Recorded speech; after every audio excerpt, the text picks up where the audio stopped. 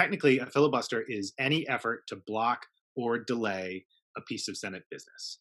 Um, it can be a big speech, and I think when people think about the filibuster, they often think of Jimmy Stewart and Mr. Smith Goes to Washington giving a long speech. Uh, but more often today, it is not a speech, but rather a procedural uh, maneuver that allows any senator to raise the number of votes that are required to pass a bill from the simple majority where it used to exist for most of the Senate's life up to a supermajority of 60 votes. Mhm.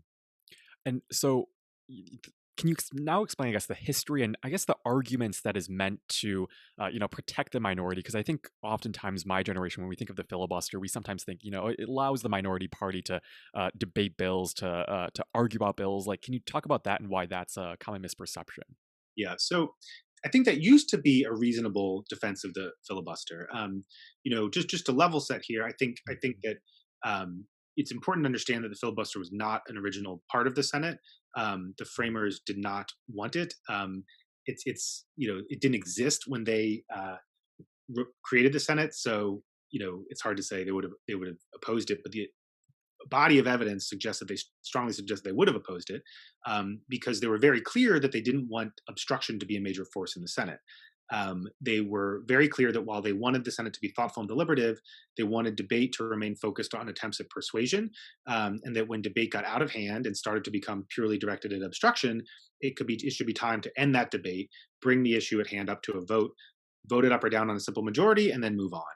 Um, and that's different from the House, where the minority never gets the chance to debate. Maybe they get an hour at most on a bill that's brought to the floor, but generally things are brought to the floor, ran through on majority rule. So it was a delicate balance. You had to give the minority a role in the process, allow them to debate and make their views heard, but at the same time, you had to balance that out with the need to actually get things done and to make decisions in a relatively timely fashion. Maybe a few weeks or a month or two, but not months on end as we have today. Yeah. What's happened today is that the filibuster itself has become completely divorced from this idea of debate.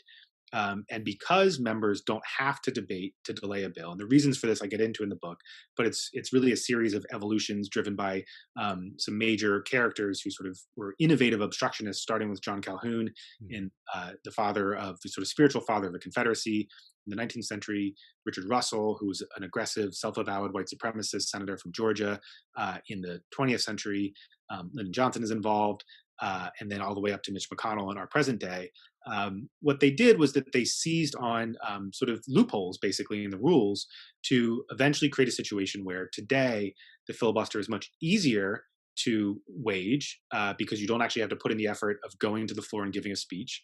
You also don't have to explain yourself because you don't have to ever make a public statement about why you're blocking it. Mhm. But even though it's easier to use, it's also more powerful, because instead of just giving a speech to delay a bill, you can actually raise the number of votes that it takes to pass the bill. This is a much more effective way to block a bill, especially in a sort of partisan, polarized era like we live in today.